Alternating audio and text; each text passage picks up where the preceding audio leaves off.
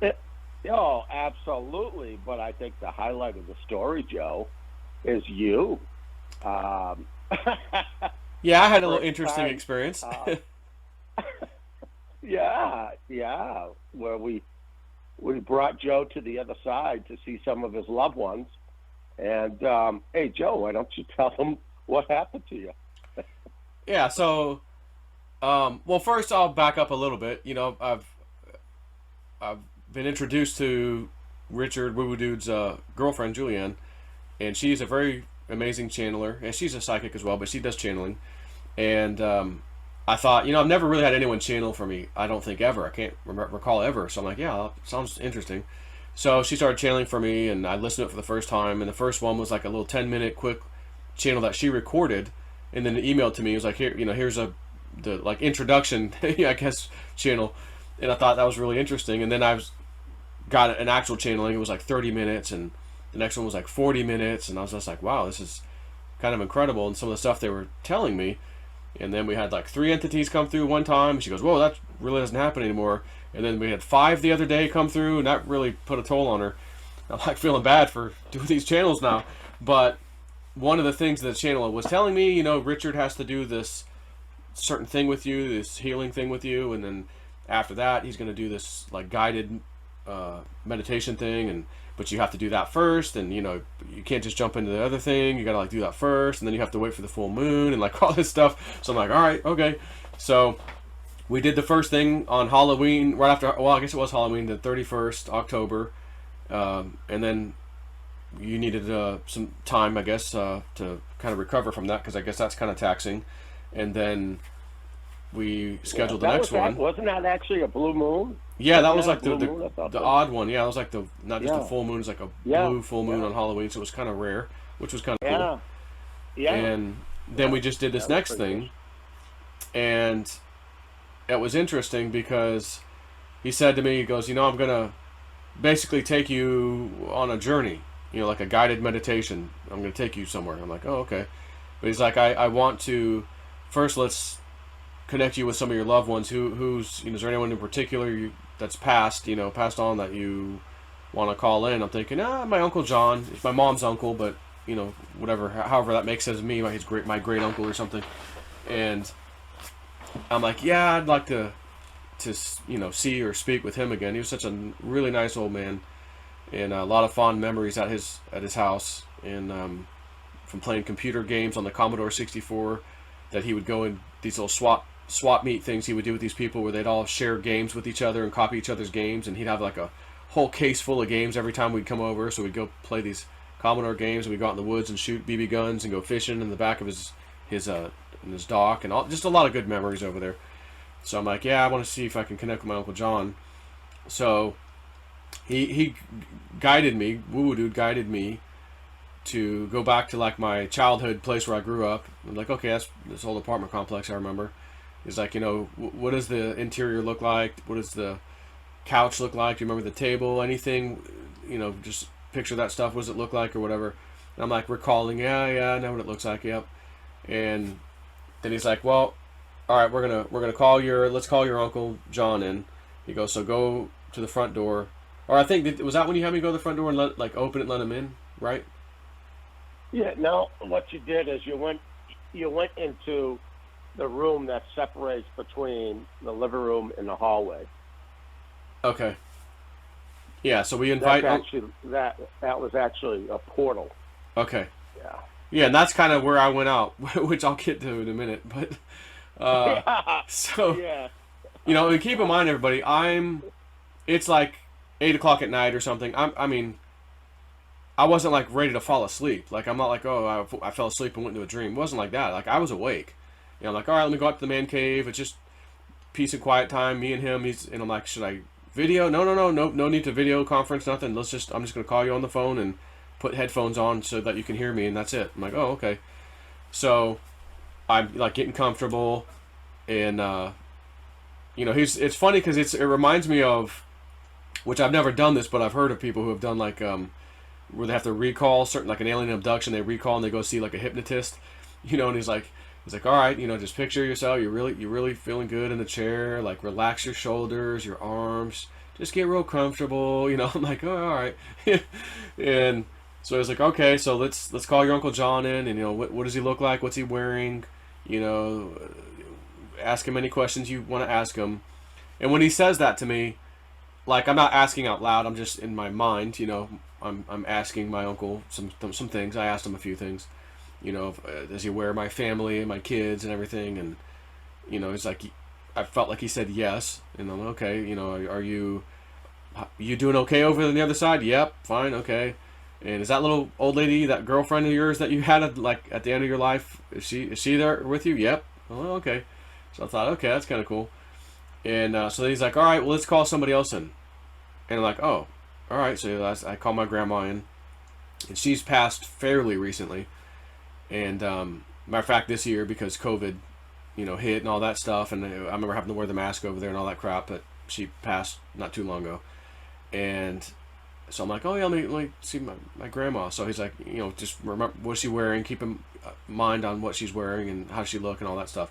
So I'm like, oh yeah, I see her walking with a cane, which when I thought about this stuff, like when I thought of my uncle, I didn't think, oh, the last time I saw him was at the hospital when he was dead, and they just had him barely alive on the machine, non-responsive. And like that wasn't my memory. My memory of it was him walking and looking normal, like when I used to go visit him. So I was surprised that when I saw my grandma, she was walking with a cane. Again, in my mind's eye, if you will, my mind, I'm picturing her, seeing her with the cane. I'm like, oh, it's like a little silver cane or whatever. I'm like, oh, she's walking with her cane. And then I noticed she got like this little white kind of blouse thing on, and oh, she has either like a pearl necklace or some kind of necklace like that. And then I was like, oh yeah, her left hand, like I remember seeing some kind of like either turquoise or something similar. Could have been another pearly kind of a thing or turquoise. I don't remember, but it was kind of big and stuck out. And I'm like, oh, surprisingly, like I'm noticing this stuff, my grandma. So I didn't ask her anything. I basically just said to her, like, hey, grandma, you were, of course, my mom, her daughter's a psychic. My grandma was heavily into astrology and stuff. And so I'm like, hey, mom, grandma, you were into that kind of stuff. And here I am, into that stuff too now, So I was like, I just wanted to tell her that. That's all I said to her. And then he's like, dude says, oh, well, let's pull in one more. And I'm thinking to myself, I don't know. I don't remember anyone. Like, I know I've had some relatives that died, but I don't remember anybody's name. I was like, I think there was that one lady, like, was that my great-grandma, I think it was, that, oh, what was her name? I saw her at the nursing home when I was like 8 or 10 years old, and I'm like, okay, I'll call on her. And when she came through, and then, by the way, at the end of this, the name came right back in, because I could not remember her name for the life of me, because we don't really mention her anymore. She died, 20-something years ago. And I was a kid when I saw her. So, anyways, it popped her spirit threw it right at me. Boom. And I was like, oh, I got her name. It came in. But with her, I don't know that I asked any questions. I just felt like I just kind of saw her. She saw me. She knows who I am. And she was wearing like a nightgown, kind of like what I remembered her actually at the nursing home when she was in the little wheelchair and stuff. She was wearing that kind of clothing. And I'm like, oh, okay, but that was it. So at some point, it was after that, I think, where you were maybe telling me, okay, we're going to have them, like, you can tell them goodbye or something. I think it was around that time, like, you're like, okay, you can, like, open the door and let them out, like my front door or something like that. And then it was sometime around there where he's giving me these instructions. Like, and I do remember him saying, what's that? Am I skipping? Hold on 1 second. Okay. I want to throw in a couple things. Okay, go ahead. The object is that you are able to cross over to see them, and for the audience to understand this, is that I told him that make sure that everyone who shows up, I want you to look very, very closely at the way their hair is done. Are they wearing shoes? Do they even have shoes? What type of clothes? Did they have jewelry? Anything. And I said, you look at everything. It's kind of like his grandmother, where he wasn't even thinking of the cane. She comes walking in with a cane. Yeah. Okay. And the necklace and the ring. When you actually, right. And then when you're looking at all these things, you realize that you really are communicating because you're not even thinking of these things, Right. and they're showing up in real time. See, that's the whole key of what I was teaching you. And like I said, once you open up this door, that now the door is open. Okay. Yeah, and I'm like, good, bring it. This is a big step. Yeah, well, yeah. Like I said to everybody, Joe loves his Snickers, but he'll talk you into a Twizzler, you know? And you leave him alone for a second. And so I had him bring in 3 different people. The room was getting crowded.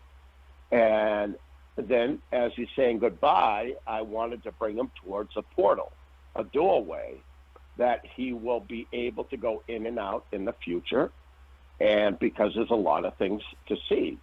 So I'm walking over to the portal with him, and then I'm looking, I go, where the hell is Joe? I'm going, Joe. I'm telling you, it was like 15 minutes. Joe, come on back. It felt like I was gone for maybe 5 or 10 seconds, I swear. 5 or 10 seconds. Well, that's because you're out of time. That's why. You're not in time. You're out of time. Yeah. So tell him what you did. Yeah, so I remember him telling me, okay, they're going away now, and I'm going to take you to the front door. So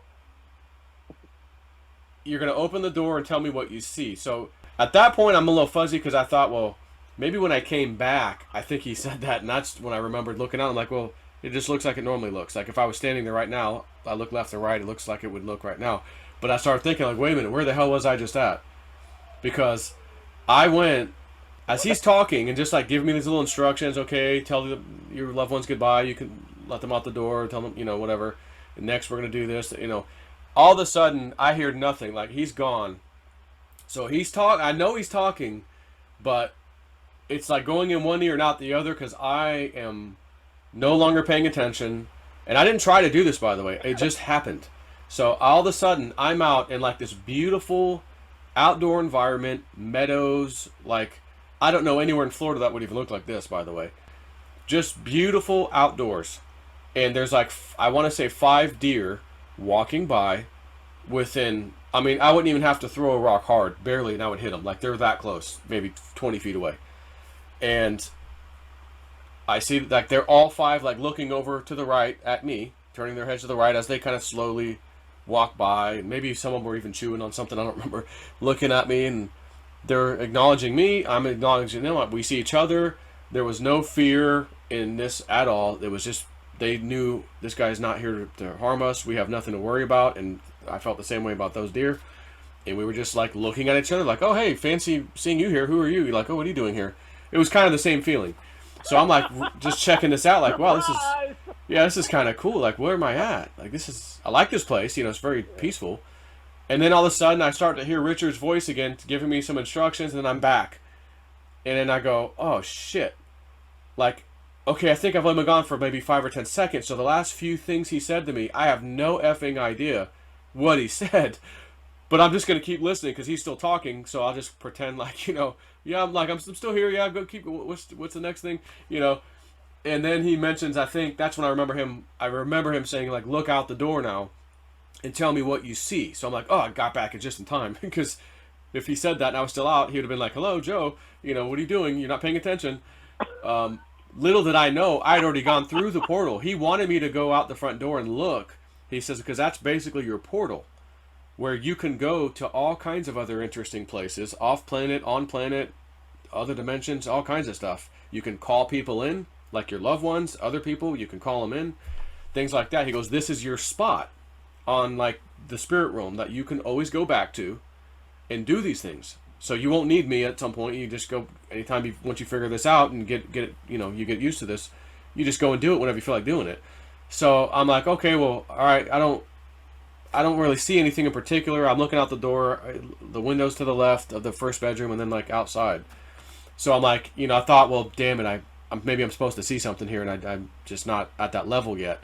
So after we finally ended the thing, And he's like, tell me about that whole experience. Like, what was something that stood out or whatever. I'm like, well, I went on this. I like left my body or something. I went somewhere, and while you were talking to me, it was right around the time when we were like telling my family to leave, and you were gonna go to the door. I said, I don't remember if it was after the door or before the door. I can't remember, but I went and saw all these deer. I was out in a meadow somewhere, and they were watching me, and I'm watching them. And I said, and then right after I came back, and you were talking, within seconds, I started going back. Like I consciously felt myself snapping out again, like a white. It was pure white light, by the way. The first time I couldn't tell you. I just remember hearing him talking, and then boom, I'm out. I'm seeing these deer. I'm outside somewhere. That was it. The second time, which was right after the first time, I quickly see this flash of bright white light, and I know the feeling now because I just experienced it. So I'm like, oh, I'm going back either there. I didn't know where I was going, to tell you the truth, but I got that feeling like, okay, I'm going somewhere, and instantly yanked back. So I just got white light and then yanked back. So I didn't even get to peer through like the veil or whatever and see like, oh, I was going to see this next time, or I just barely saw that. I saw nothing but the white light, and then I was yanked back. And then later he goes, yeah, that was me yanking you back. He goes, I spent a while yanking you back. It took me a little while. But to me, it felt like it was just a split second. Like I'm like, oh, he was just talking, and I went out for like he's talking to me. I just quickly looked out the window for a second, and okay, I'm back. Like I still hear you, but I guess I was gone a little longer than I thought. So, and he said, well, tell me about this experience. What did it do for you just now? How was it? And I'm thinking, I said, well, to be honest with you, if I didn't go and see those deer, whatever the hell that was, if that didn't happen to me, I'd probably be saying, I don't know. I think I thought I saw my uncle. Maybe I was just imagining him or imagining my grandma because you were talking to me and I was just trying to picture them.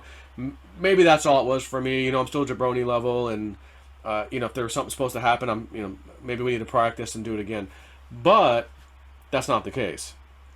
I went somewhere right in the middle of him talking to me while I'm perfectly consciously awake. It was dark in the room. I did close my eyes. I was getting very comfortable on the couch or the little recliner, and that was it. But I was still wide awake because, again, I came back. He's talking to me, and I'm realizing, I feel like a dumbass because he's trying to do something very important with me right now, and I just went off somewhere and I shouldn't have. And he doesn't know it because I still hear him talking as if, he thinks he's still talking to me this whole time, and I was gone for maybe 10 or 15 seconds. I don't know. But I'm back. He won't notice. Well, he knew. He noticed I was gone, which is crazy. But anyway, so I've never had that happen to me ever before. And he said, okay. He says, like I told you, once we do this and you experience this, there's no turning back. You'll never be the same again because you're going to now have this thing that you can do. And yeah, you'll probably need to practice and get better at it or whatever, but you've at least accomplished it. So since you've accomplished it, you've now opened that door. That door is never closing. And I'm like, well, that's cool. Good. I'm glad to learn something new and, keep on doing whatever I'm doing. And so the other night, literally, I think it was last night, me and Bill, we go out to the man cave, and he says, yeah, we got home from dinner. All of us went out, me, my wife, and everybody. And he got back. He's like, hey, maybe we ought to go in there and do a meditation. We're like, all right. So Evelyn, oh, I'm too tired. His wife, oh, I'm too tired. Get on out of here, y'all jabronis. So me and Bill went in, let's go. We'll go listen to a couple of songs real quick that we sing with. One of them we sing with. And I was a little tired, I'll tell you. I was a little bit tired, but I wasn't falling asleep. And we're just doing our little singy song thing. And then at one point you stop singing and you just listen. And then another song comes on and you pretty much just listen to that one. And I usually have them on repeat. So if there's 2 songs or 3 songs, they'll start over again. But usually after 3 songs, they're about 8 to 10 minutes each. That's, it's a half hour or so. That's plenty. So this time I did 2 songs, and I didn't have them on repeat. So when the second song stopped, it just went to silence in the room. And we were playing them on speakers in the room so we could both hear. So we're both real comfortable. Lights are out pretty much. It's dark in there. And after the song ended, my brain is always used to the next one coming on, I guess, and it didn't come on, so it was just pure silence. Next thing I know, I feel like I was going out again, with what did. I was going out there again, or something like that. And I was like, whoa, okay, hold on, no. I was like, no, I don't know if I want to do that right now. Bill's sitting next to me. He has no idea, like that I just snapped out for a second. He's laying there. We both can't see each other. It's dark, and I'm just like, okay, I recognize it happened. I'm like, nope, okay, and then it actually did it twice, and I'm like, wow, okay, so in other words, I can go, like I can go right now if I want to go, and I'm like, nah, okay, so I turned the lights on, turned the computer monitor back on so I could shut it down because I turned that off to keep it dark in there, and I told him I was like, whoa, I was like, I kind of just went out and came right back really fast, like I was about to go out, like on that little journey I did with Woo Dude. I was like, I just about to do it again, I think. It's like, whoa, I haven't had that happen. So again, literally the next day, after doing that thing with you, and you said, okay, now once you can accomplish this, if you go on that journey, that door is open pretty much forever for you, and you'll never be the same as far as that goes because you've now got something under your belt that doesn't just go away. You now have accomplished it, and now you'll be able to tap into that whenever you need to. So I'm like, oh, okay, cool. Little did I know the very next day, I'm just doing a little quick meditation with Bill, boom, and I'm ready to go out twice. I'm like, oh shit. And and what if I did go out and he's like, hey Joe, you there? Hey Joe, you're done? And I'm not responsive. Like, I wouldn't want to freak him out. So I just like, oh no, let me come back. Okay, I'm here. Okay. And I'm like, let me turn the lights on. Yeah, it's time. We're done, Bill. Good night. See you in the morning. And that was it. So that was a new experience for me, everybody. That was really cool. And he says, oh, wait till I take you to some of these other cool places that I'm going to take you to on the other side. I'm like, oh, okay. So I don't know where you're taking me next, but I guess I'll be ready for it. Well, see, the amazing thing is once you find your portal and you understand where it is, there's key things that I used to teach people when we used to do journeying, at New Hampshire Metaphysical. And we could have 15 or 20 people, and I would be doing the drumming and the talking. And the amazing part about it is, you have, say, 20 people in there, and I bring them to some of my, think of me as a bus driver on a foliage tour, and just to let you know, there's always one on the bus, and that's Joe, who'll just get off and go pet the bears, and it's like, we're missing somebody here. Joe! Right? I didn't even mean to. It just happened. Yeah, well, the funny part about it is that you actually thought you were going to sneak back, and I didn't know what was going on. It's like, you're killing me, Joe. You're killing me. Right? That was the feeling I had. Like, oh, I was on a field trip with my teacher, and I just snuck off for a second. But I was like, well, but I didn't mean to. Like, I was literally here 1 second, and then I was gone. It's not like I even phased into it. Like, okay, I'm phasing out, and okay, I'm going somewhere. It was like you just flip the light switch, and I'm instantly there, experiencing it, and I'm just enjoying it. And then I flip it back, and then I realize where I'm back at, too. And I'm like, oh shit, I'm back like in class. I'm fucking off over here.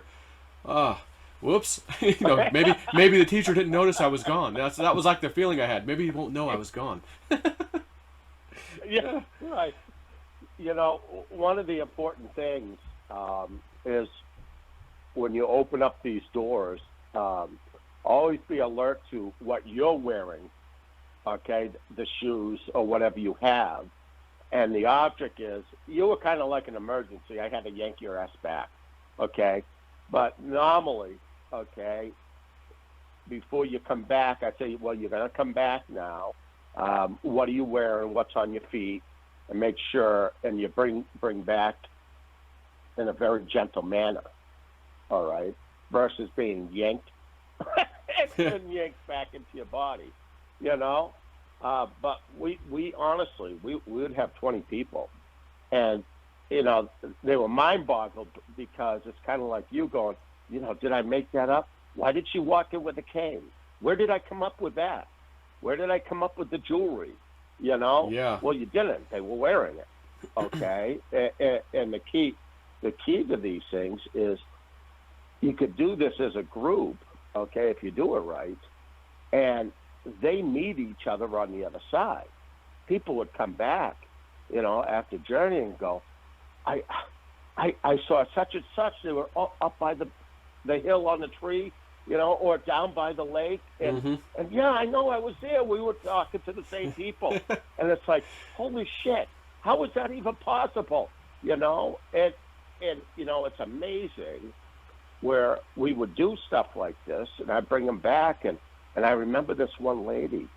She said to me, I think Julianne was in on this one, and she says, I don't know if this is real or not.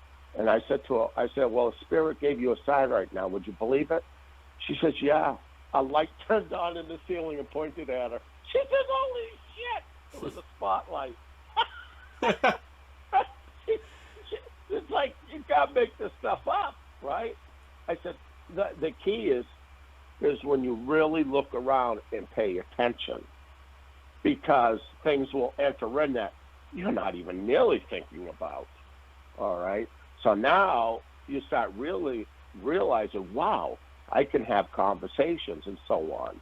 And the key that I was trying to do with you, Joe, is I wanted to bring you to a portal. When you set up what I call a sacred place, the place that you can go to on the other side. Remember, you're out of time. You're not in time. It's like my children, I would tell them, if you see me in my easy chair, I said, don't wake me up and don't do anything, okay? Because I would journey and I would be gone in this physical world for up to 8 hours at a time. Wow. That's how long, this side. But 8 hours this side could be 2 years on the other side, because you're not in time. Right. It's very, very strange. That's like you think you were gone just for a second, and then when I yank your ass back, you're going, holy shit, what time is it? Oh, I think I took off in the meadow a little longer than what I thought. Yeah, you think? Yeah, that would have been, I didn't record that because I couldn't use my phone to record, but it would have been funny to hear that back for myself, to go, holy shit, that's right where that section where he said, like, you tell your loved ones goodbye. I thought 5 seconds went by, and oh my God, it was like minutes. That would have been fascinating to see that, to actually, after the fact, go back and go, holy crap, I really was gone that long, yet I thought I just zipped in and zipped out real quick for 5 seconds, saw the deer, I was gone. Whoa, like mind-blowing. It already is mind-blowing, but more mind-blowing. But we won't tell Woo-Woo Dude. We won't tell Rich, okay? He won't even notice. Yeah. Come on, Joe. That's what I love about you. You make me laugh my ass off. But it's like, next time I'm going to put a rope around your waist, tie it onto your doorknob, so we can get you back. Oh my God. But it's an amazing thing. And the key, the next ones that we'll do, is I will bring you to my sacred places, and then I'll let you sit down and meet some of my masters, like Melchizedek, Jesus Christ, the Buddha, different beings that you can actually sit down and talk with and hold conversations with, bring you over to the tree of life, let you go up, or let you go to the inner earth. Yeah, there's just, it's really incredible. And when you enter into this realm, you don't have to stay on this planet, okay? Like Julianne was one of the worst. She would just, no shit, I'd be looking, she's gone. She's out visiting in outer space someplace, some frickin' planet. And it's like, oh my God, go ahead. Go on, it's a field trip. Go have fun for a little while, okay? I'll round you all up in a little while. And it's amazing when you open up these doors and understand you truly are a spiritual being. We are, inhabiting this body. It's just learning how to leave our body and to enter into these other realms. That is the key connection. Because the first time you told me about the mirror scrying, I'm over here in my bathroom getting ready to come in and do it, and I have these doubts, like, I'm going to try it. Like, I'm not going to fake it. I'm going to try, but, I'm just a little jabroni guy. It's probably not going to work, but I'll give it all I can. I'll do it. Mirror. Yeah, and I bought a piece of garbage Chinese thing at the freaking store that had little LED lights on the side that I did not turn on. But I'm like, but it still worked. I told him it still worked. I saw the faces, and I'm like, whoa. And it startled me like he said it would, and I'm like, son of a bitch. But I was like, it worked. Son of a bitch, I did it. So this time around, a few days ago when we did this, where I went on this little journey, I'm thinking to myself too, am I opened up enough yet? Am I going to be able to like do this? Am I going to experience something? Again, I'm having doubts, but I'm going to try it. I'm not going to screw around and not do it. I'm going to do it. And like I said, I was like, thank God that little deer episode happened, because if it didn't, I would have been a little discouraged and I just need more practice. Maybe I need to listen to the drumming music more. Maybe I'm slacking. Maybe I'm blah blah blah. Maybe this, maybe that. But that shit happened, and once again, second time in a row, doubt. Why did I doubt it? It worked. It actually did it. I just couldn't help it. I just thought, because I've never had this stuff happen to me, so it's like, okay, yeah, maybe I'm into woo woo, but I didn't never had it happen to me, so I'm still a little bit skeptical in certain respects. So I couldn't help myself, and I'm like, I'm not going to screw off either. I'm not going to lie at the same time. If nothing happens, and he says, "Hey Joe, how was that?" I'm going to say, "Well, I don't know. I just kind of imagined some things, but I don't know if I really saw anything." I'd had to tell him.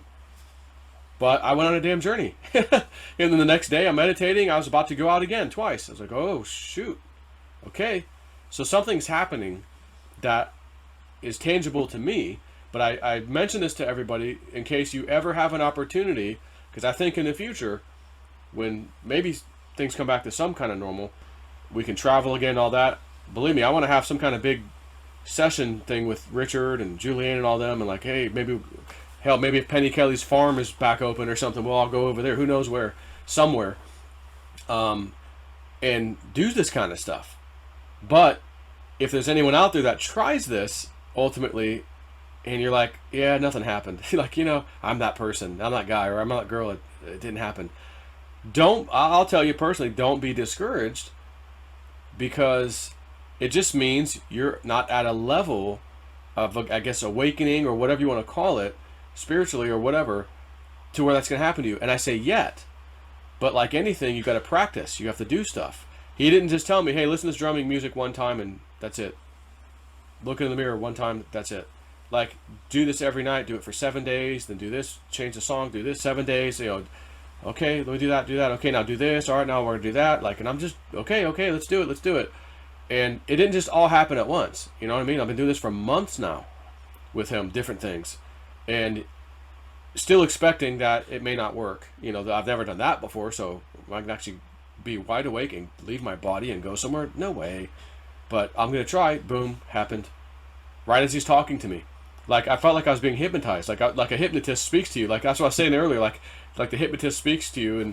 But I was there. I was conscious.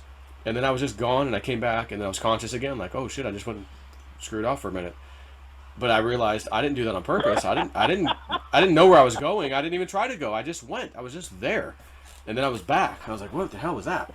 So it was really neat. It's really fascinating. So I just could imagine one day we're doing this shit, different stuff, and like the stuff you're talking, we had 20 people in the room, and I took them on this journey, and we did this, and like, we're going to have to do, that's going to have to happen again. We're going to have to do this again. Yeah.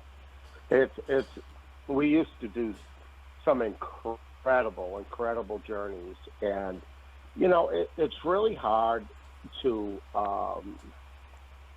for a normal person to say, "Oh man, what the hell were you on?" And like I tell people, when I stood in front of the Creator and I asked, there's many people who have been studying their whole lives that can't do what I do. They can't do it. And I asked for them to give me a shortcut. And they did, telling me and teaching me about vibrations and things like this. And that the old ways we didn't need to follow anymore. All right? So when people take DMT or take this, you don't need any of that. You don't need anything. And what they told me is that when you take DMT or ayahuasca or whatever, okay, the problem is you're taking energies on from another shaman, whoever's initiating it or whatever it is, versus if you don't use anything, spirit will regulate the DMT that you actually make in your own body. So they control it if you need it, versus when you're getting it from an outside source, you're also have a possibility of letting in black magic and the dark side of things. All right.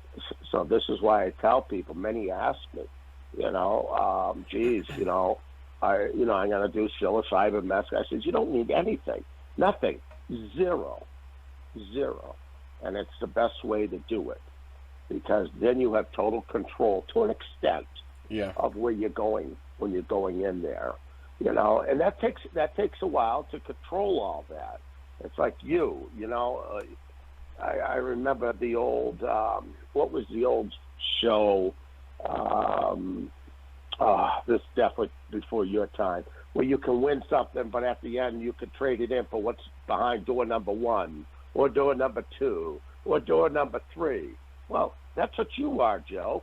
You instantly said, oh shit, there's a door, let's just open it and go in. It's like, Joe, come on back. But you know what? When you can actually sit down and meet these incredible beings, all right, that are out there to help us, to guide us, in a very loving manner, it's a beautiful, beautiful thing. But remember what I say is always have protection around you. Yeah. Always. Walk in the light of the Christ, in the Christ consciousness. Always surround yourself in this. It's huge. It really does make a difference. Walk in light and there's no darkness. There you go. That's it. Right? So I think we'll start taking some calls, but for everybody listening, we're not taking calls of, hey, what about this crypto? What about that crypto? We're just, that's not where this is going to head. Any other types of questions, perhaps, I think are fair game. We'll see. So on that note, I'm gonna basically say your area code and the first 3 numbers of your phone number, and then I'll be like, you're on the air with J Snip and Woo Woo Dude, and then you can speak. So to start with, we're gonna pull in this one here, which is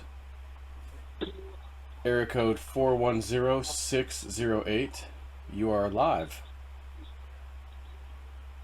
You there? Hi. This is Jackie. How are Jackie. you tonight? We are doing good. Yeah, great. Hello. Oh man, I'm glad I got through. After 40 minutes. Yeah. You were number 1. Okay, yeah. I was like, I am new to your channel and sort of just started listening to you off and on, and I'm really enjoying the spiritual side of what you're offering people. I think it's just amazing, and I went out and got a pendulum, and I'm trying to practice with that, and I'm wondering, I also like the fact that you're giving people some ideas for investing, and I'm 67 years old, so I don't really have that comfort level with doing, putting all my information out there. So thank you for that. You're welcome. But I'm wondering, how I should go about, starting to use my pendulum. Woo, dude, I think that's... Do you want me to say it? Yeah, because you are definitely an expert in that field. I've done it a few times. Once or twice, What's your first name? Jackie. Hi, Jackie. One of the most important things is understanding when you're using a pendulum, you're actually trying to open up a portal and a connection to the other side. All right, and it works with magnetic fields that are around you. And right now, our planet has been pulsating with magnetic fields. It's going crazy. It's going all over the place. So when somebody starts to use a pendulum, is number one, if you put too much thought into it, you're actually going to make it do what you want it to do. All right, and that's where you don't want to be. So one of the best things to start off with is when you're starting to use one is to put your elbow onto a really hard flat surface and then bend your wrist a little. Just let it go limp. All right. And if it's the first one of the day, you ask it. You call in guidance, spirit of light and love, all right, that any information you're going to get from this is going to be for the good, all right. Now, you ask it two simple things. Would you please show me the direction of yes? And that day, it may be doing a circle counterclockwise. And then after it does it, and don't be shy, all right? If it's not moving enough, and I think Joe has seen me do this, Yep. where I say, Joe can't see it good enough. Would you go bigger? Okay, believe you me, they'll make it go bigger, okay? And then when you get the direction, you say, thank you so much. Now, would you show me the direction of no? And it'll stop dead. It'll start going the opposite direction. So now, for that day, you basically re-zeroed it for that day. Now you can ask it questions. And what I tell people to do is ask questions of things that you're going to do maybe the next day or later that day, but be very, very direct when you ask. Don't be wishy-washy, all right? The more direct, the better on all of it. Now, sometimes a pendulum will just sit there and shake, and it won't do anything, but you know something's happening. It has nothing to do with it. Well, you know, it hasn't decided yet.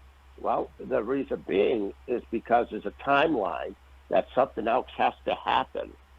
You can actually write that question down and go back to it an hour later or 2 hours later or even 3 hours later and ask that same question, then all of a sudden you'll get an answer to it because a timeline change that now puts it in order.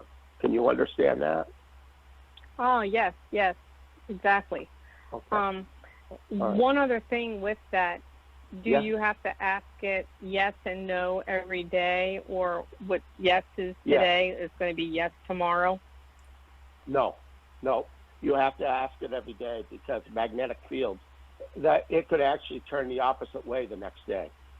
Yeah. Oh, I gotcha. So every Great. time you're going Great. to go use it that day, re-zero it. Definitely re-zero it. Yeah. I gotcha. But Thank remember, you. You're welcome, and always think about the question you're going to ask. So it's a very, very direct question, okay? And sometimes you got to reword it to make it a very direct question and not an open-ended question because it can't give you an answer. Gotcha. Great. Thank you very All right, much. awesome. All right. Oh, you're so welcome. Yeah, thanks for the call. Bye-bye. Okay, so next one, let's go to caller from 712490. You are on the air with J Snip and Woo Woo Dude. Hello? How are you? What's your name? Hello. My name is Devin. Cool. Hello, Devin. So I didn't know that I was going to get called in, actually. So I've actually spoken with Joe over the phone previously and messaged back and forth a few times, but sort of interesting things have happened and kind of come across recently, and kind of fighting with going home to see my family for Christmas, whether I should or should not go. Just kind of curious if anything comes to you, Woo Woo Dude, with that information. Yeah, could you tell me what state you live in and what state you're trying to get to? North Carolina and trying to get to Iowa. And you're trying to get to Iowa? Yeah. There is definitely, it's so funny all day. I've been seeing Papa Smurf coming to me, going, hey, I think Christmas is coming early this year. So I really believe that some issues are going to happen between now and then. And I think before Christmas, that may make it, let's face it, right now, even if nothing else happens, it's getting dangerous out there, correct? Right. So one thing I really want to tell people is, and I hate to say this because I hate to be a bummer for the holidays and stuff, but if you're really traveling states away, that you might just want to FaceTime somebody this year versus taking a chance of something happening, you breaking down or whatever. So I'm going to say to you, I think you probably should just hang out where you are. And I know it's tough, it just sucks. Everybody's just saying, oh, it's a dark winter. It's a dark winter. Well, this I want to tell you. It becomes light again. What is it? Well, the solstice is what, the 21st? Yep. Then it gets lighter every day. Keep that into perspective. Okay. It's that's more the breadcrumb. It's more based upon, like, we bought our flights like 6 months ago. So we've done that. We haven't actually canceled them yet, but it's more or less being the person that believing in the things like, hey, maybe the COVID stuff isn't really what it seems. Maybe Donald Trump's not the devil, and just being opposed of it. So it's a family like fight sort of thing where I feel like very ostracized and like very disrespected all the time. Well, so I've said, hey, I'm going to cancel my flights. Like, I'm just not coming. Not going to deal with it. Well, you can always tell them you got really, really sick, and they'll believe you. Right? Yeah. Oh, I might have COVID. Oh shit! I don't know. Do you guys still want me to come? No. Why don't you stay where you are? Well, all right. I don't want to get anybody infected. And honestly, it's not the COVID that I'm concerned about. Okay, it's more of the uprisings that are going to get stronger and stronger, and some big bombs are going to be dropped within the next few days to a week. I mean, even now, I said back in October it'll be a December to remember. I think it's heading that way now, and I don't want to disrespect your family in any manner, but Trump's not going anywhere. So, I know a lot of people have asked me, dude, I mean, listen, Spirit hasn't said anything else to me except stay on the line. Okay, I am. I said, all right. So, barring the aliens coming down and making a decision. What? What did you say? I've just told him not to be surprised when he's inaugurated. Yeah, well, it's going to be with a twist. Believe you me, it's going to be a very interesting time. I really do believe I found the timeline, and I think I found it over a month and a half ago, and I gave it to Joe because timelines. I can actually travel down timelines. I know it seems weird, but I can. And on these timelines, I see certain events that have to occur, and sometimes you could have two timelines going at the same time, and they both have the same event on it, okay, but they still going in separate directions, and you have to wait until other things work their way out as you're following these timelines. But I think I did find it, and I know I sent the text out to Joe on that, but he still can't. He almost slipped up the other night, may I say, Joe? I was close. You were hating for a Snickers bar. I have one more thing real fast, just for Joe. Yeah, sure, absolutely. Yeah, okay. Joe, I bought the Time magazine with Joe Biden on the cover as well, and when it actually happens, I'm gonna put that in the frame and put it, keep it. Yes. I got it sitting in the bag right here on my desk. Biggest joke in American history, hanging on the wall. Yep. Awesome. All right. Well, thanks for the call. Well, I appreciate That's beautiful. Take care. You take care now. All right, let's go on to the next one. We've got... That front cover might be worth some money. It might be worth some money one of these days. Area code 951428. You there? Hey guys. Hey, what's your name? Yep. Can you hear me, Joe? Hello. Hey, this is Perry. How's it going? Hello, Good. Barry. Good. Hey, Woo Woo Dude. Had Hey. a couple readings from you, and Joe, I met you at the Oh. Litecoin conference. Yep. Actually, I met Roy there as well. Oh, yeah. So, but anyway, I had a couple things. One, I wanted to find out if, my opinion, one of the things we haven't really talked about is on the prepping side. Is there anything that you see, you think, maybe even as a whole, like people aren't prepared for, whether it be food, water, ammo? I mean, I don't think it really matters at this point, because if you don't have it, you're not going to have it. But from that regard, Are you asking Woo Dude or Is me? this to Joe or is it to me? so Woo Woo Dude, is there something that Yeah. that most people are not prepared for, whether it be lights out, whether it be what's the minimum amount of food you think? What's that? I chuckle on the lights out and stuff like that because, shoot, where I live, we have lights out all the time. It's like, all right, it's just another day, But Right. right now, there's so much that's going to happen. I mean, 2021 is going to be crazy. Okay, right now is the time for you to take a look at little holes, like I tell people in a rowboat. You're not looking for the big items, but all the little things that cost really hardly anything, like duct tape. Handiest thing to mankind, right? Lighters. Yeah, lighters Um, even. Lighters, yes. It's a little thing. Can openers. Oh, I got one. Well, what if it breaks? Oh, that would suck. So, for $2 or $3, get a couple of them.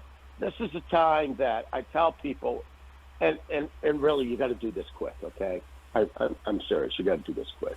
It is to take a look at the things that you use in your kitchen or your house every single day that you just take nonchalant, aluminum foil, things that you may not get your hands on it for a little while. Now, I've told people that, cities are really going to get really hairy to be around. And I think we've seen it this weekend. It's been a nightmare. But it's really, when it starts really getting hot, and I'm talking shooting, it's going to really get crazy, okay?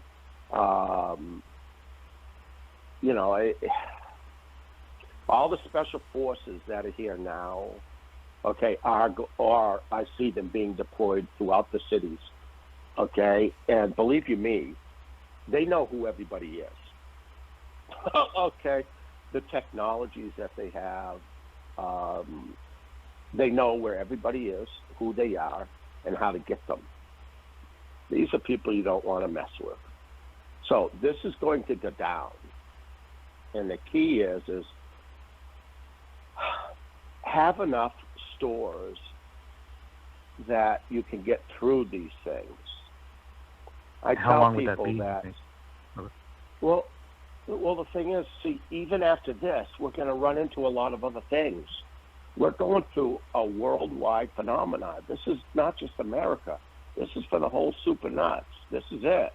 Okay? The whole world is about to see a lot of different things.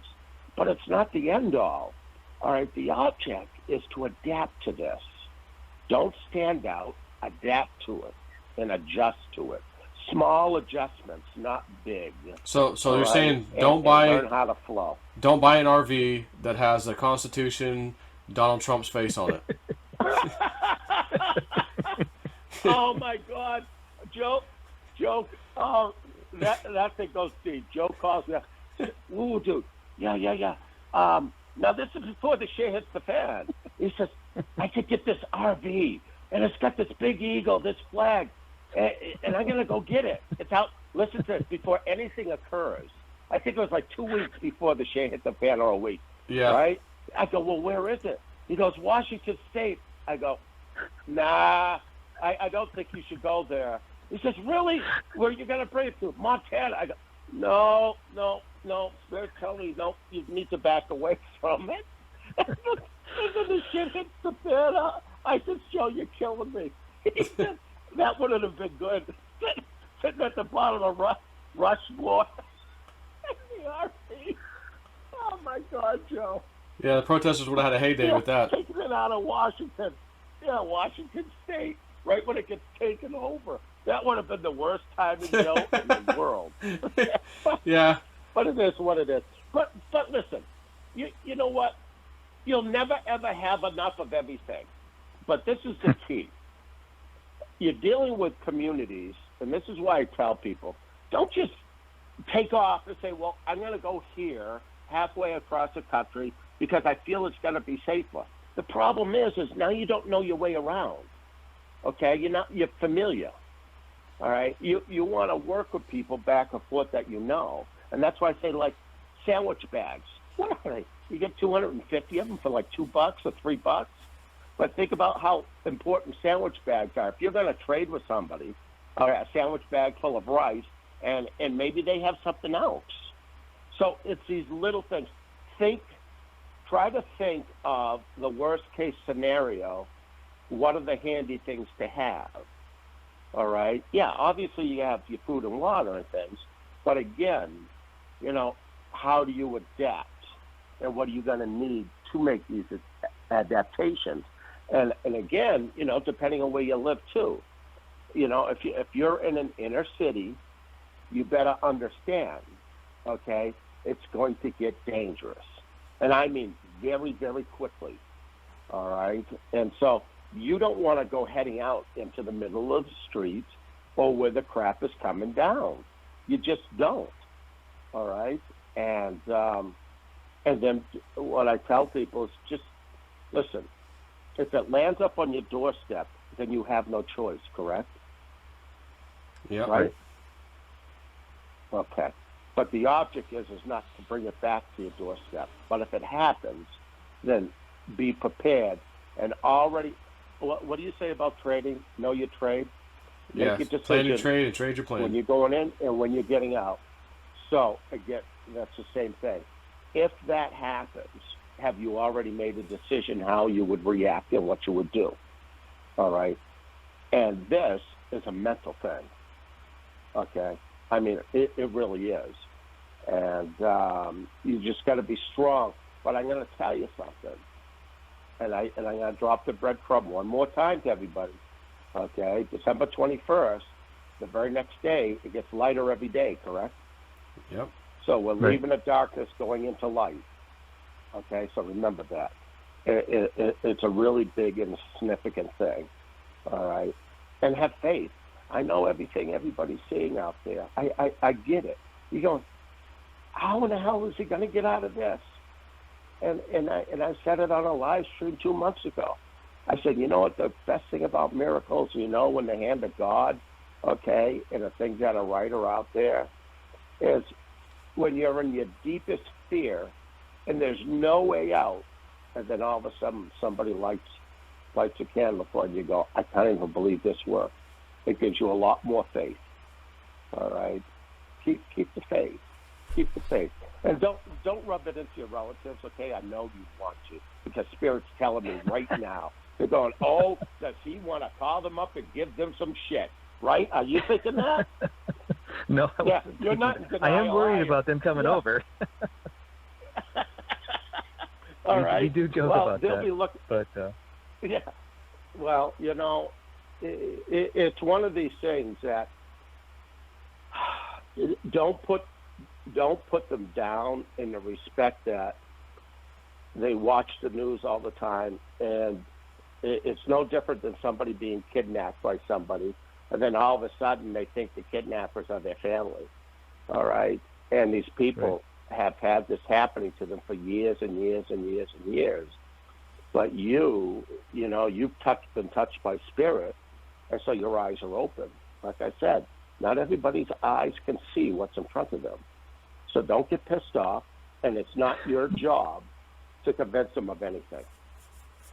It just isn't. Yeah, I know. I mean, my cousin's doing more of that, but it's. I know you'd like to grab them by the ears. I hear you. I feel All you, right. man. I really do. Yeah. Hey, I just want to say, Joe, this is a great format, man. I think you should keep doing this. Yeah, maybe once a month or something. We just get out here and Yeah, do these things. that'd be great. Yeah. Awesome. Yep, Well, especially for the Patreon cool. guys. Yeah, definitely. Yep. Absolutely. Oh, can I? Hey, while we're here, I'm glad you just said that, Joe. I from the bottom of my heart, I wanted to thank you, Patreon people. A lot of them have, because you were a sneaky bastard that you are. Joe got my XRP thing. He was showing me things in Coinbase because Joe just goes, he really doesn't know shit about this stuff, and I really don't. And you put my account on Patreon, and a lot of wonderful people have put stuff in there. And from the bottom of my heart, It's I a didn't stocking. ask for anything. It's a stocking. It's your Christmas stocking. I just want to say that. Well, I want, from the bottom of my heart, I really do. I want to thank everybody who has done that. I wasn't expecting that, and I was shocked. But cool. from the bottom of my heart, thank you all. Yeah, that was awfully touching and beautiful. Absolutely. Yeah. All right. Do you have any other questions? On that note. Yeah, well, if you don't mind me asking another question. Sure. Did you talk about timelines and stuff? So these other timelines that you're talking about, I mean, are there other people like us, I guess, existing in all these other timelines, and do they even affect me? Are they totally different? I'm just trying to grasp that, if you will. Well, and I'm not sure if I'm framing the picture correctly. No, that's fine. I get it. And understand that timelines, the way I've tracked them down and figured out some of it. All right. Obviously, there's no way I'd understand all of it, but I've noticed on timelines they have usually big time markers for me to look at, and sometimes it's all right. It's like a 2-lane highway going down, and then they'll be going side by side, and then all of a sudden it splits off. Okay, one will go to the left, one will go to the right, and there's something in the middle that's occurring, and it's usually a big event, and that's what's happening now. And I've been watching very, very carefully because I want to know if the information I gave to Joe, if that timeline has changed, and it hasn't.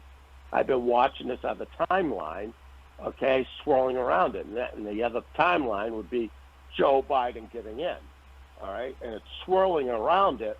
And the best way I can describe this is if you looked at strands of DNA, they look like ladders that are twisting, okay, and there's little places like you'd put your foot on. I don't know what that stuff is called. A rung. Okay, but they're connected. What is it? A rung, ladder rung. Okay, whatever.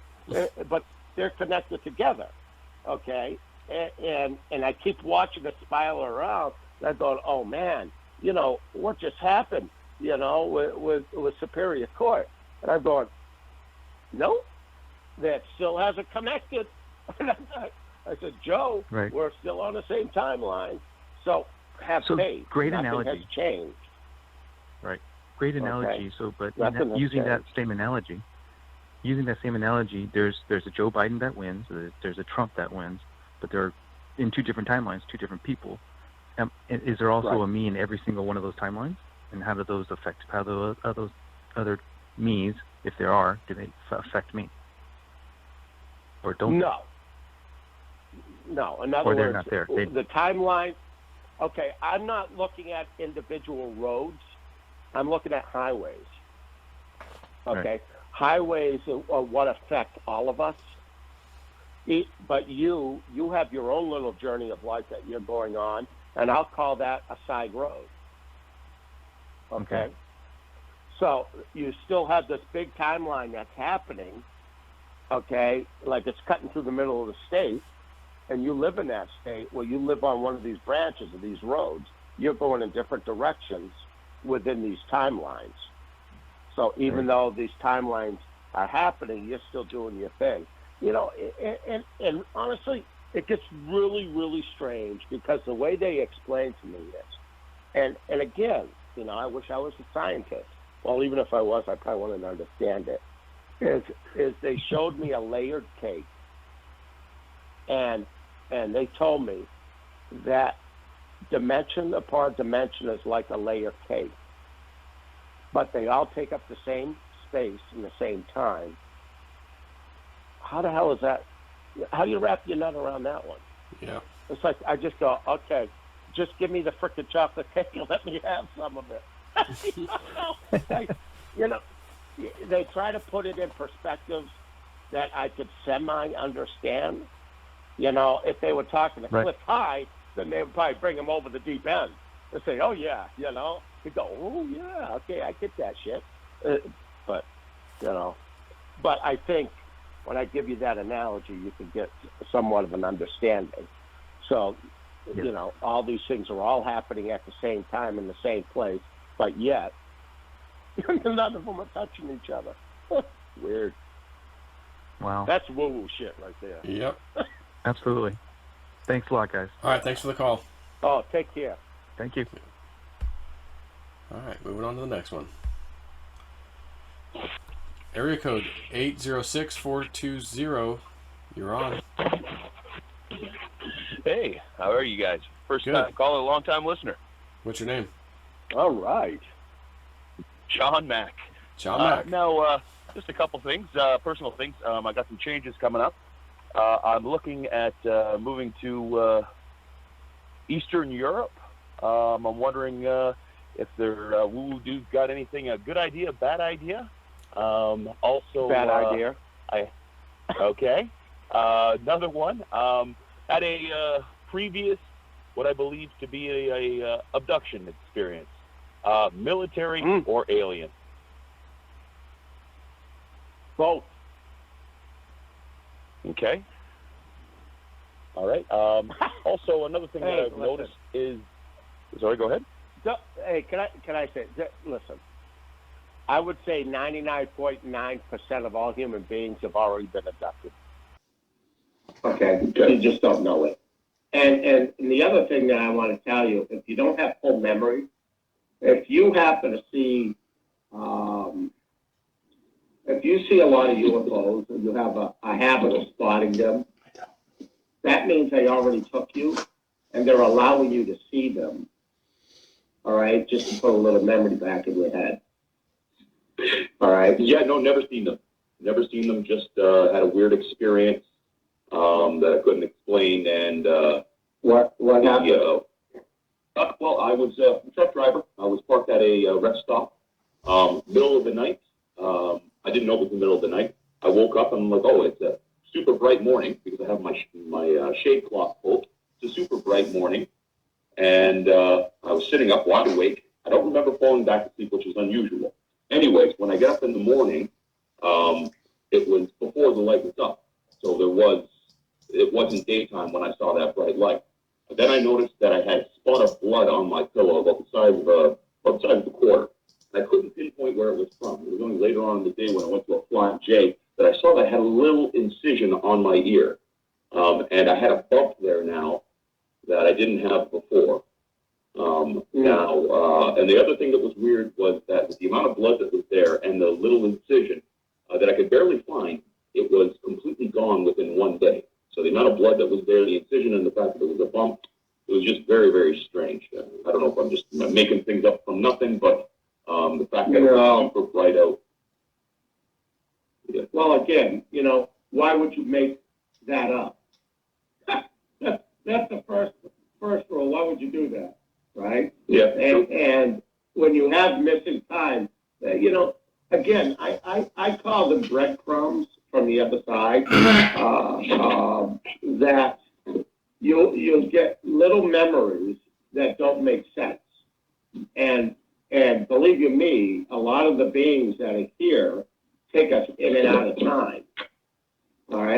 go in and out of dimension, and they can put you back exactly when they took you. It's a very strange thing. But when you come back and then you notice something, you go, what the hell happened here? All right? And my gut to that is I truly believe, and this is my own thought, okay, is when that happens, they did that purposely because they can put you back exactly in the right time. And you would never know. So something was a little off, and I believe that they did that purposely, okay, to let you know. And again, that comes from my gut on that. And okay, you know, I had that experience with one of my boys. Nicholas, my youngest one, Nicholas, and I were driving back from soccer. And it was on Halloween, and it was a snowstorm, which was really weird. And we only had maybe 5 miles to travel, and we were stuck behind a plow truck. And all of a sudden, I think Nick was probably about 15 at the time. He looked at me and said, Dad, what the hell happened? And I looked at him, I said, what is wrong with you? I said, what are you talking about? He said, look. And then I looked in front of me. We're not stuck behind the plow truck. Are you okay? We were about, I don't know, 400 or 500 yards away from it now. And we were right behind it. And the crazy part about it, my other son was now in front of us in another car. It's a strange weird shit. And I didn't pick that up. He picked it up. Yeah. Strange. The thing that's in my ear, leave it, or should I have it taken out? Leave it. Okay. And just one other quick bit of weirdness that I run into. I've had multiple experience with cryptids. As far as I can tell, Bigfoot, Dugways, and Dogmen. I like the bush, but I've been avoiding it just due to the fact that I keep running into these things. Am I drawing them in, or am I just really unlucky? And is there anything that I should I be worried about this? Actually, I should give you the Joe on that one. Don't throw any snowballs at their faces. Listen, the Bigfoot, they're very telepathic, very much so. All right. I noticed that, yeah. So, okay, so you're talking to them telepathically. And that's no, I just had one experience previously, and then 5 years later, I not getting into the story, but I ran into with the same one, and the only way that I knew that it was me again had it been telepathically. I didn't see them. I heard them. I was outside a tent. I took a leak, and then they scattered. And then 5 years later, I'm sitting in the just kilometer down the road at a park. The first one was at an RV park. Then I was at a public park, a couple kilometers down the road, and everything goes quiet. And then I hear something taking a leak right beside me. But it was that dead quiet like you hear about with yeah. So it's like, let me know that, oh yeah, my turn to scare you. Yeah. Yeah, very strange. That's a commercial, messing with Sasquatch right there. Yeah. Yeah. Exactly. It could have been worse. He could have been pissing on your leg. You know? Yeah, fair enough. But, you know, yeah. It's really amazing. But listen, you got to respect them because some of them, think of Bigfoots like human beings. There's some really nice people out there, but there's also some real assholes that are out there, right? And some of them are very, very aggressive. And by communicating telepathically, that's a great way to do it. But you know, I don't suggest people to go out in the middle of the woods and try to hone in telepathically and get something you really don't want to deal with. Yeah, I prefer to avoid that, to be honest with you. But I like the bush. Yeah. I don't know what I'm dealing with, right? It's a little spooky. Well, yeah, and they also have the ability to disappear instantly. They have the ability to go in and out of time. So when you hear people that I just saw it was right there, it was gone. It's gone. It's because it can instantly step into time. It's no different than what Joe did the other day when he walked through the doorway.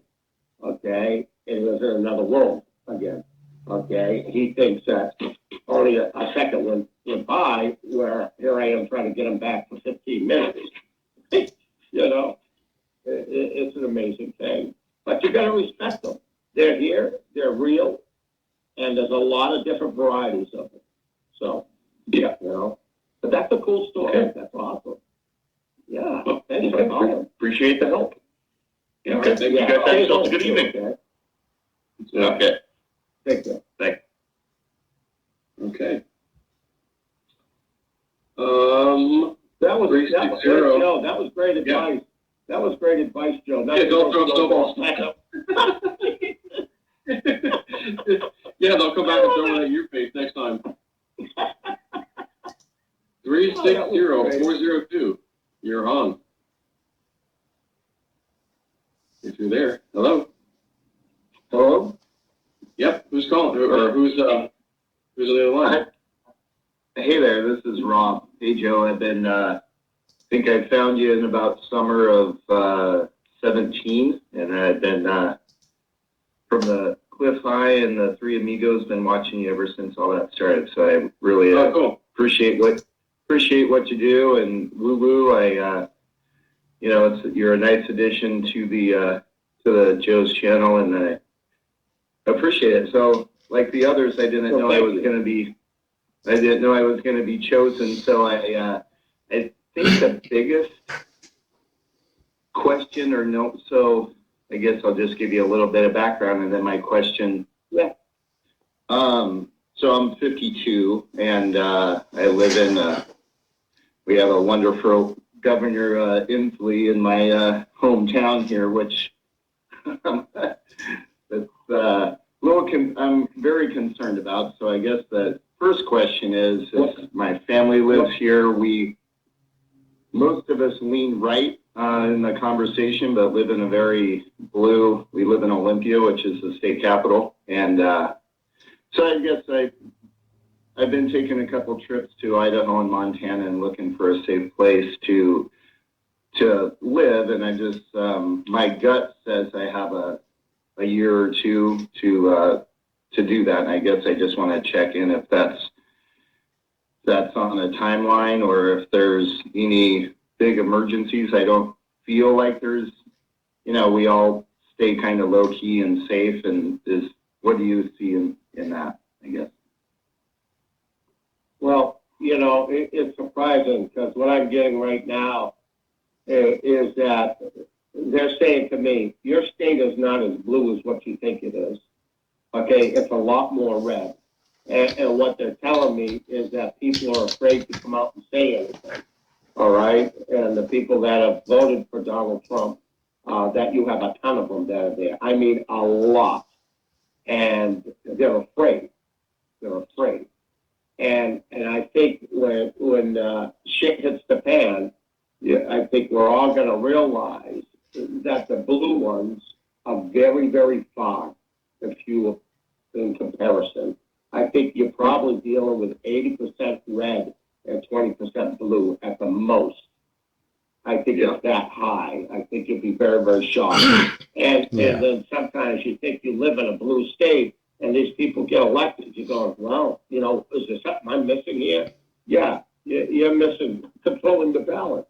Okay? Yeah. They want these people out, but they've been stealing it for so long that people think, well, this is a blue state. No, it isn't. No, it isn't, is what I keep getting, that people are sick and tired of what the hell is going on.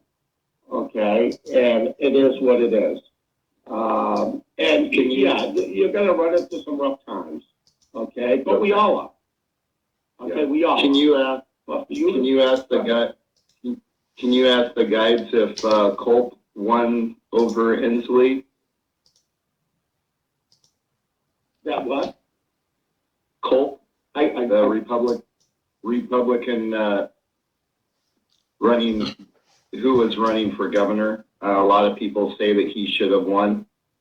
Do they say anything about that? Yeah, that was the first thing that came out of my mouth, was that you'd be very surprised because your blue state is actually red. So that tells you that more people voted for that. But the thing is this has been being stolen. And so many people, again, think they live in a blue state and you don't. Okay? Because, listen, the everyday American, really simply put, and excuse my language, but the hell with it, is like, leave me the F alone. I work all week. I want to have a good time on a weekend. Okay? And just don't bug me. Yeah. All right? And they're doing their thing. All right? You actually think that people want to live like what's happening in Washington and down in those states? Really? Really? Yeah, that's a real good time down there. Let's vote him in for another term. Think about it now. Now, who would do that? Okay, the things have been stolen. And this is going to go a lot deeper. And part of the timeline I saw that a lot of people have been hoping for, a lot of people are going to be taken down. I mean, a lot. Not the hundreds of thousands that people have said, but believe you me, you're going to see it happen. All right? And until I see that timeline change, and it isn't changing, you're going to see a lot of these things change. And I really believe you're going to see a lot of governors being taken down. Pelosi, you're going to see her taken down. And there's going to be some information that'll come out or whatever that is going to, oh my God, it's going to bag a lot of people. It really is. And so you're kind of stuck where you are right now. And like I said to the other caller, it's take the time to leave an area that you understand, unless you're in a DMZ, okay? If you're in the middle of a downtown area that's been taken over, well, you've got to get the hell out of there. You just have to. You've got to go to some relative's place or whatever, because it is going to get very, very dangerous. It is going to turn into a shooting war, okay? And a lot of things will happen. All right, but I also believe that this can happen really, really, really quick. All right, so everybody's just got to keep the faith, and it's like anything. We know it's coming. I've said to many people, you know, December to remember, but they also said it'll be a rumble in the jungle. That was the George Foreman and Ali fight. All right, so understand, this is a big fight. And yep, there's going to be some bloody noses. Okay, so just stay out of the way of it. Just stay the hell out of the way. And then if I could, I guess for my life, I don't know, I don't know if it's a struggle, but I've been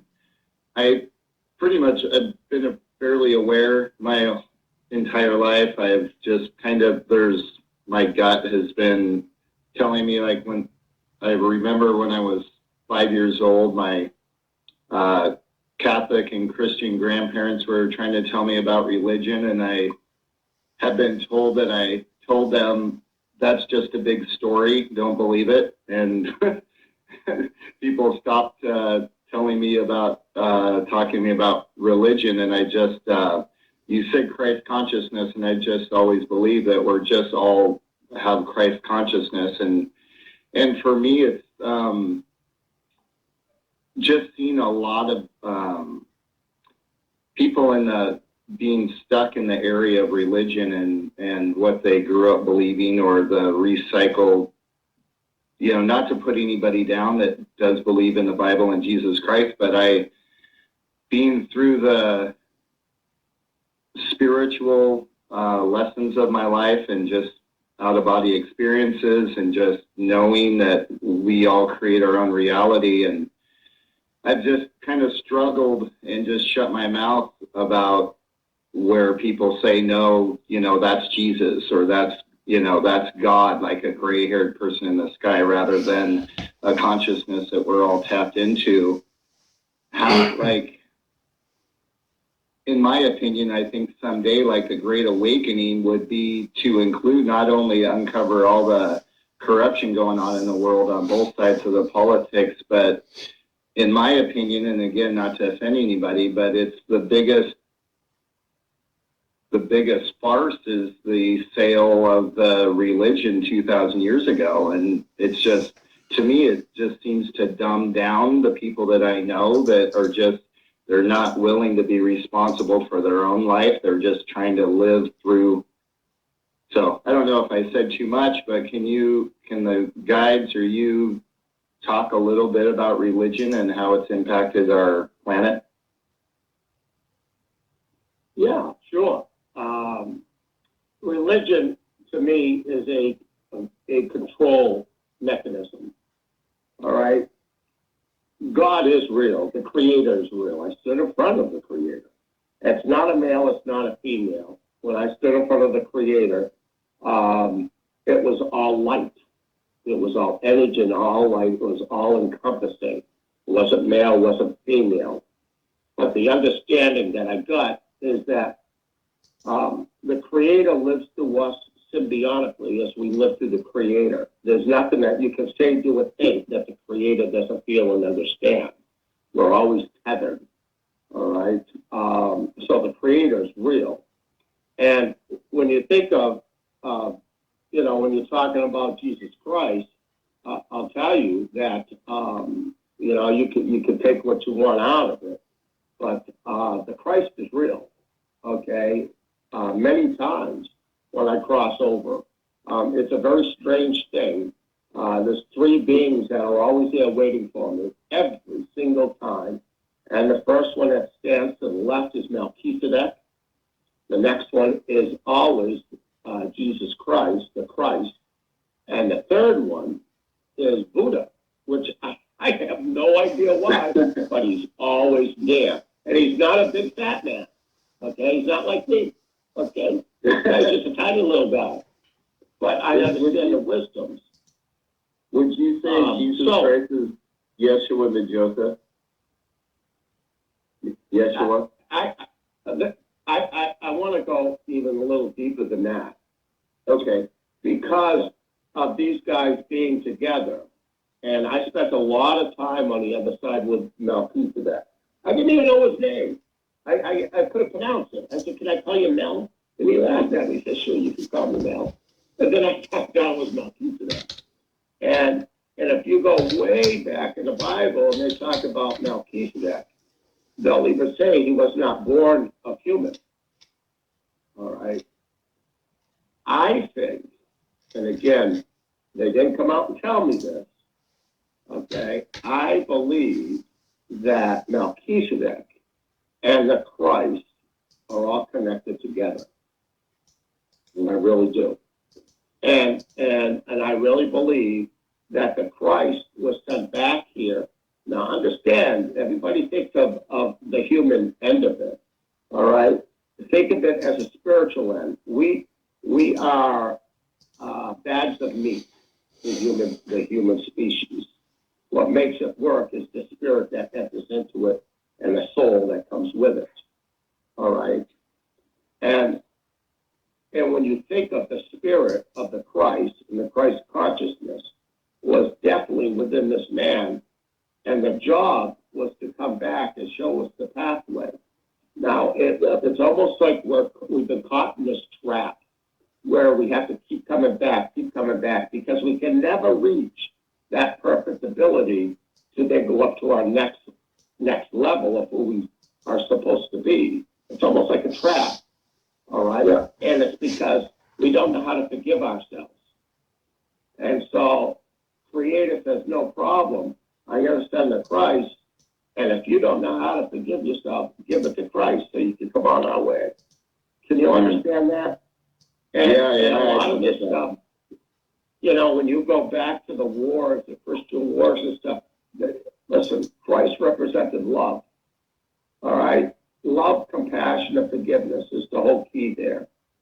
All right? And when you think of all the terrible things that have been done in the name of, say, the Christ, or the name of, say, Muhammad, or the name of somebody else, you go, really? Really? Is this what we're supposed to do? Kill our fellow humans and act this way? No. But if it keeps you stuck here, well, isn't that interesting? And when you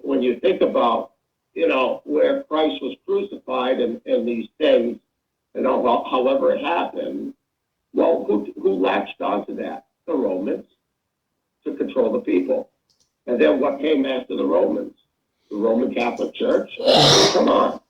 We can all look at the hierarchies. Does it mean everybody's bad in it? No, absolutely not. But is there something wrong in it? Absolutely. So don't go religion. You know, I tell people there's going to be a time and a place where you won't be able to go into a church. You are the church. Your physical body is the church. You need nobody, no man, no nothing, to talk to the Creator. All right? Just find a quiet place. Some people call it meditation. Yeah. Okay? Other people call it other things. And connect. Listen, your heart never lies. It'll always tell you the truth. And your stomach, your gut, always tells you the future. Remember that one. We're in for a wild ride here. So you need a lot of discernment. You really do. All right? But, you know, I got to say what I say. You know, I've seen a lot of pretty strange things. All right? And, well, you know, when I did die, and I was over there, it's real. It's real. But it's different. Okay? It's different than what a lot of people think. And what you do here does matter. All right? It really does. Yeah. Yeah. Well, I appreciate that. Thank you for taking the time. You're welcome. You take care. Thanks. Thanks for the call.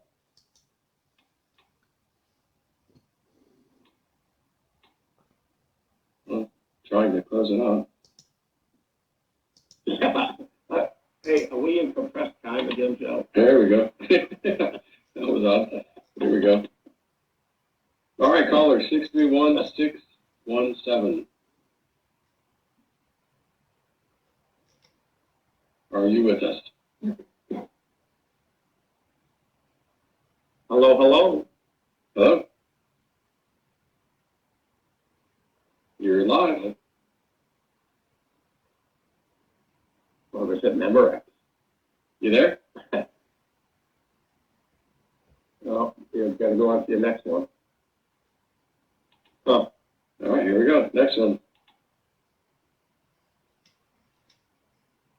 And 505-449. You are on the air. Hi, Joe. Hi, Rich. Where are you doing Oh, today? hey. How are you doing? Rich has spoken a couple times, and Oh, great. one of the things that keeps coming back, I know we discussed the fact that there is no death, which is great. It's something that really is going to help me get through and my family get through this entire trial that we're going to be going through. But you've also mentioned that, you know, we're going to have some not so friendly ETs showing up to the party. And Yeah. I often wonder, you know, this term Gallgeier uses human capital. And I can't help thinking that the only human capital that makes sense to me is our soul or our consciousness. So are there some of us who are going to be kind of waylaid, so to speak, and we're going to spend some time in a not so good place before we can come back and you know, make it to the place you and Joe always talk about going to, and maybe opening a pub. Not on my corner, you won't. I love it. Yes, I mean, I got to smile upon that, because that's one of the big things that they told me when I came back, to tell everyone that there's no death. So stop fearing it. All right. And once you can release that, and that's it. You know what? Everybody's afraid of the unknown. It's like walking into that dark room in an old house that you know is haunted as crap, and your lantern just went out. Yeah, that gets kind of hairy. All right. But I'm going to tell you, when it happens, you're fully aware of it. They're right there. There's no downtime. All right. And just don't fear it. And it's not the big things you do in this life. It's all the little things that they love. And it's all the little acts of kindness. And I'm going to tell you something. They always give opportunities to do it, to be kind, all right? And let me tell you, get as many brownie points as you can, all right? It's a beautiful, beautiful thing. And yeah, this, you know, when you go back with the aliens, this and that, there's a lot of crazy stuff. And, you know, 2021 is going to be a pretty funky year. All right. I think that some people are going to come out that have been controlling certain countries. Okay, certain beings that'll show up. I think that this is going to be just a crazy, crazy time. But you know, the whole Earth is going through something. The vibrations are changing. Everything's changing, and the object is to adapt to this, so you're alert to what's going on. And remove that fear. Just remove the fear. Create a love zone. For you to think that somebody's going to steal your soul or whatever, your soul is tethered to the Creator. All right, that's the easiest way to put it. If you could think of what a jellyfish looks like and all those tentacles hang down, think of the Creator being the jellyfish on top, the head of it, and all those tentacles that come down, they're connected to each one of us. All right. So to think somebody's gonna yank your soul out of us, I say no. And a lot of them don't have souls. Okay, humans have souls. All right. A lot of the beings that I've met, they don't have a soul or really understand the mechanism of a soul. But a lot of these, we look at them that they live for thousands and thousands and thousands and thousands of years. Okay? So they don't even have the concept of why you would need to have a soul, you know, or even how it works. So there's a lot of mysterious stuff out there. And, you know, a lot of people say, wow, you must know a lot of stuff. And I tell people, you know what I know? How little I know. Yeah. Because it's incredible. Yeah, it's just incredible. And if you can remove the fear from a lot of these things now while you're here, that's a good thing. It's tough to do, but it's a good thing if you can do it.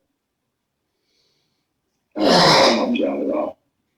Yeah, well, we've talked in the past about, you know, why is there good and evil, and you said it's necessary to keep the balance. But it's a balance, yeah.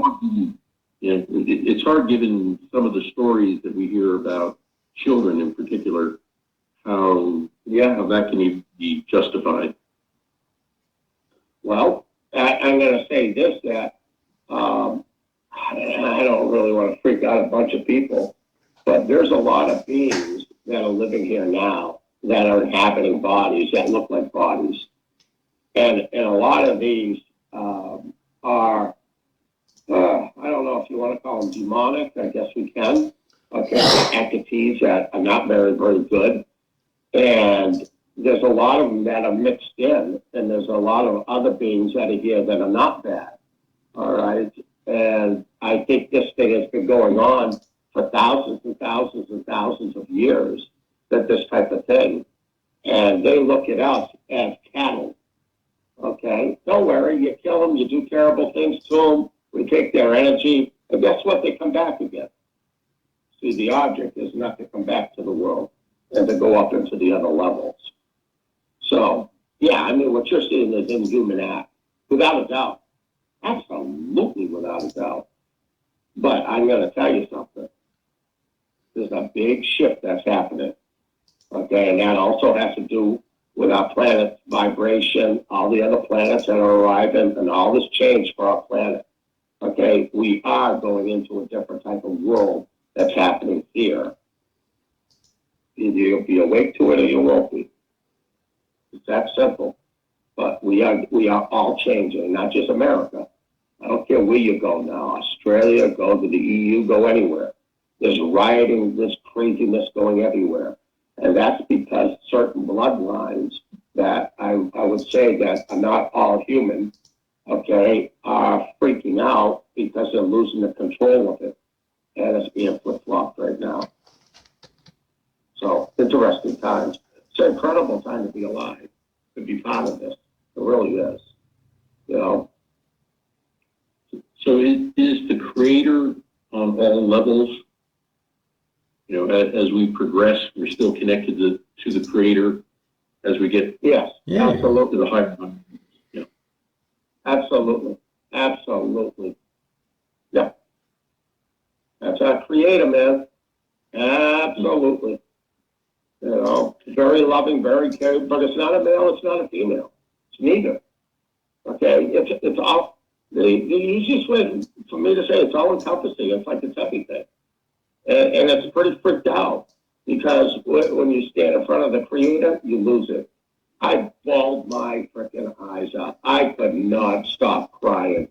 And that was because of the love. I could not contain it. Could not. Even when I came back, okay, I couldn't contain that love. It was unbelievable. Just unbelievable. But it's a beautiful, beautiful thing. So while you're here, 3 things: love, compassion, and forgiveness.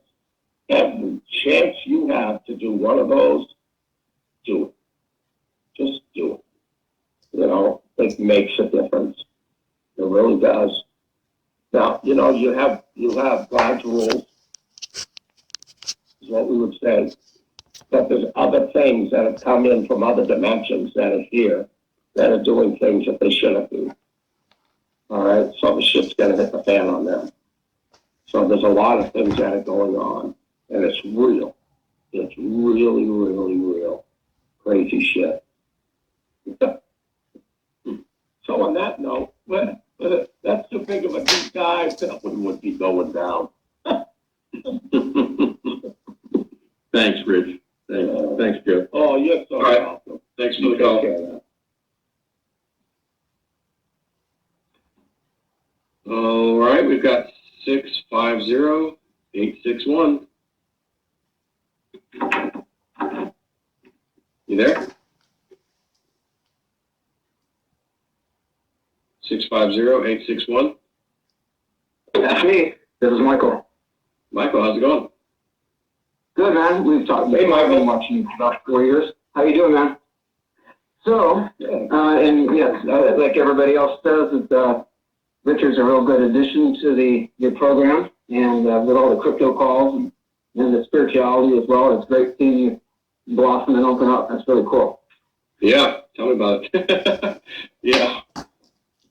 So one thing that happened to me in 1999, there was 400 that went with our spiritual teacher to Costa Rica, and we were anchoring in this new timeline. And we have the decision, like Richard's just saying, to choose, and as much love as you can give, it's going to shift the timelines. So it's pretty cool. And what she said is it looks like the beginning of the rough years would be 2015, and 2020 would be the crux turning point where all the corruption has to come out so that we can enter in this new paradigm of love, based on love, or a higher degree of love. So, is that kind of what you're getting, Richard? What I was explained is that everything that's been hidden underneath the rocks will be turned over. And we, as human beings, to go forward, to make that, we're on a precipice. And for us to make it over this precipice, the way we're going to have to do it is to come together. So you can call it many different things. You can call it the Great Awakening. You could call it, a vibrational change, which the planet is actually going through, physically going through. It is happening, and 2021 is going to be incredible. And let's face it, this year is definitely a bang of a time too. But it's all going to happen. Yeah, and it is. It really is. And all those people that have been in charge and doing their nasty little shit, from governors to mayors to other countries getting away with everything they got, the people as a human species is saying, enough of this shit. It's over. This ain't flying anymore. No matter what you say, this crap is ending. It's ending. And the big boys are going to be stepping in very shortly. Okay. That's So exciting. it's going to be Yeah. one heck of a year. Yeah. Yeah, it really is, and to be part of it, you know, and you were picked to be here for it. And what's the great part is you're awake.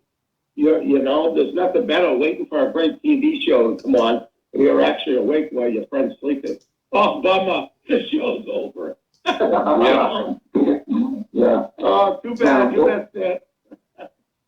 But, Well, one question I have for you. Yeah, go ahead.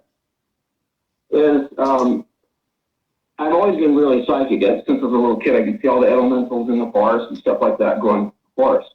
But every time I've tried to use it for finance, it doesn't work. And I think I was just putting a block at my, you can't use this for this. But I liked what you came in and said, Spirit wants to help out the middle class that have been, taken advantage of over decades.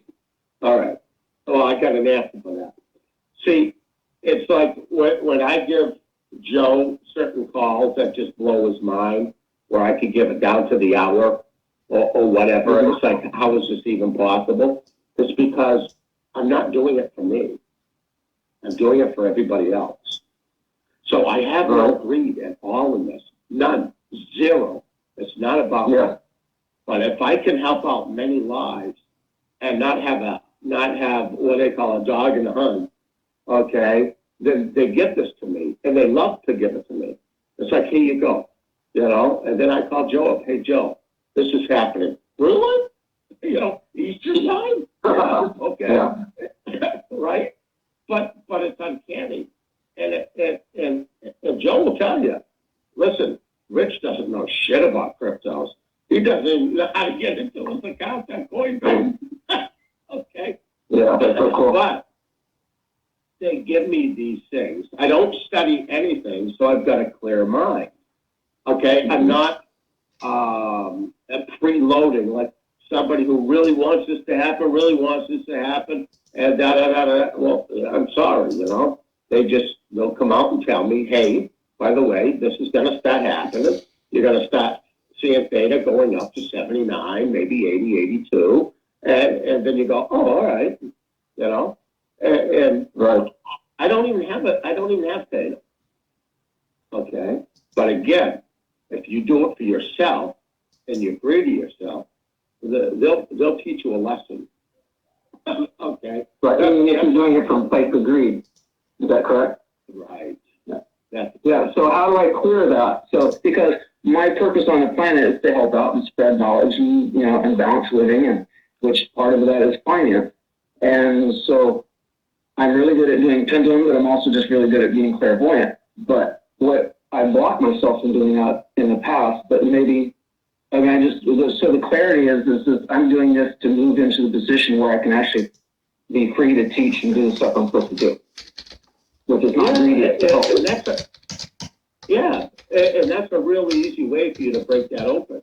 And that's called Joe's Patreon, because he gets all the stuff from me. And then you can capitalize on it. No, I'm on the Patreon. Definitely. Yeah. There you go. I mean, really simple. I give it to him, and believe you me, he's giving it to you guys instantly. Unless he's in between a burger and a Dunkin' Donuts, and you guys might lose out. That's great. But don't worry, there's more to come. Yeah, definitely. Well, that's great. And another thing is I've lived in Hawaii for 11 years. My son was born there, and it's my favorite place I've ever lived. And spiritual teachers also said it's the heart chakra of the planet. You go there to play in the sun and the sand and the water, and you heal yourself. People that have had losses in their lives or something, and it opens your heart chakra up. But so I want to move back there. And I know it's not time right now. Once these cryptos go through, which frees me up. But the other place I've been looking at too is the Taos, New Mexico area. It's somewhere in New Mexico. That's also felt like since I was a little kid, I've had an intuitive feeling for that one. So I just wondered if you got any insight on that one. You know what? Well, the landscape is going to be changing everywhere. So when it's time for you to make that decision, everything will be calmed down at that time. You definitely go with your gut. Yeah. right now you're treading water, and like everybody else, that's because of where we are right now. All right, but that's We're in that your transition intuition. period. That's Yeah. right. So you're better off just hanging out.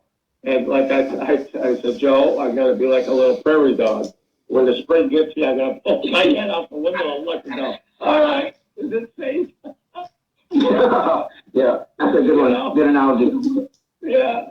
And we got so many things that we're about to go through, and we're going to go through for a little while. It's like anybody who's got moving plans, I would just say, unless you're in a really, really bad place right now, just hang in there, try to get comfortable, and know it's about to get incredibly exciting. Yeah, this is the most relaxed and peaceful I felt my whole life. I'm 64. That's beautiful. That's awesome. Yeah. That's Right in the middle of the storm. Yeah. Well, there you Because go. I do feel that. That's why we came here to help this transition into a new paradigm. Well, you know what? Sometimes you have to hit rock bottom, and then you start going up. And half the battle is for the world to see what's been going on. So Exactly. Yeah. Well, so much. Thank you so much for your help.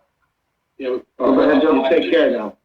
yeah, so I'm gonna cut this one off. Just try to see if I can get one more caller in. Yeah. Sounds good, Joe. Thank you. Thank you, Richard. Happy holidays. You too. We'll make this the last right. one, Joe. Final call, 505-553. Who is this? Hi, this is Olivia. Hi, Olivia. Hi, Olivia. Hi. Hi, Lulu. Hi, Bishop. Hey. Thank you both for everything, all of your advice. And, I'm so happy. So my question, or want to know what your thoughts are. My cousin Roberta, she passed away many years ago, and today's her anniversary of her passing.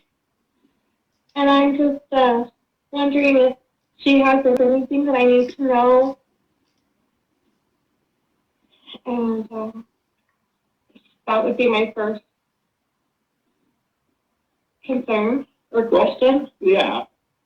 Well, again, like you've heard with everybody else that we're talking to, that the biggest thing now is just to, it's like the northeaster that's coming up now, that's coming up the coast, and we know there's a storm coming. It's on its way, and so you get your shovels out, and you get prepared and you do the best you can. And understand that's where you're at, just like all of us. We're all in this together here. We really are. All right? And we just need to make it through this. All right? And, your loved ones on the other side, they're always with you. They're always around you. All right? Actually, can I ask you a simple question? Who did you say that just passed? Who passed away? What was the person's name? She's my cousin Roberta. She's like a sister to me growing up, and yeah. All right. And can I ask you, did you talk to her before the show began? Were you talking to her or something? I'm in my mind. Yeah. Yeah. Okay. Well, I didn't acknowledge that you didn't even know that you were going to get picked for this, and you were talking to her, okay? And that's why this is all happening, and you're the last caller, all right? And what I'm getting from her is she's always with you, all right? She's always hanging out with you, and she's always around you. She gives you enough signs, okay, that she's around. I don't know why she's doing this. There's got to be a meaning behind it. But I'm going to tell you what she's showing me. She's handing me a cupcake with one candle in it, and it's lit. Does that have a meaning for you? Interesting. I just just eating birthday cake that my daughter just brought home. Oh, And you guys answered. awesome. Awesome. Does she All right. have any thoughts about my, or maybe do you have any thoughts about my biological sister that I just found a few years ago and my relationship where it might go with her? Well, that's Bernadette? really what? Yeah, that's a big, wide open question. Can you be a little more directed on your question? Yeah, I just, The more direct you can be, the better. I just want to have a great relationship with my real sister, and I wonder if that's ever going to happen, basically, and if so, when at all. Well, I should stress myself out about it. Yeah, number one, don't stress yourself about it. Okay, number two, if you want it to happen, it will happen. Okay, and I really believe that maybe things will come together after these situations start to happen. But, you know, okay. Something, and they say this to me a lot, and they want me to say it to you. If you live in the past, you can't create your future. So don't get caught up in things of the past. Just live today and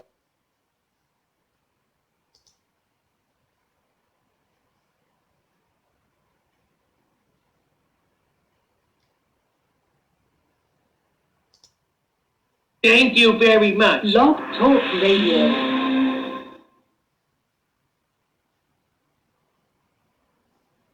Hold on, son.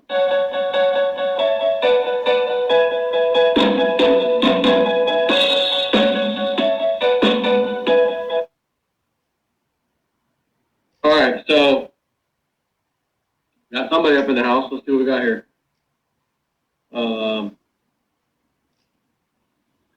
847 area code. You're on the Snippy Show. And the show with little Jim. Yeah. And second, order a $10 shift card to with. Yeah. So anyway, that's all I really had to say was that, you know, I know there's a lot of pressure and people in the kind of infrastructure. Boom. Yes, it will. I agree. But you know what the thing is? Everything, even some of the stuff that is shit, is going to, I'm sorry, I shouldn't be swearing, sorry about that. Even some of the stuff that's crap is going to go up. Look what they connected in on YouTube and just going through because I had bought a new price. I have you can sell.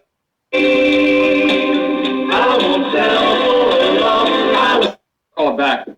This must be important. That's how far you're on, baby. Make it quick. Yeah, PayPal and debit. Since you got Cliff's ear, what is he saying about those? So I haven't heard him talk about it. Yeah, I haven't really asked him either myself. Last thing he said, which was a while back, is that it would. He wasn't. I don't think he did anything on Debitum, but PayPal. He said at some point would be a very nice one. But that was a while back, you know. So I haven't had any new information since then. Yeah, I still got mine. All right, see you. Yeah, me too. I'm hodling. So I just wanted to hear. Okay. No, you're good. Bye. All right, bye.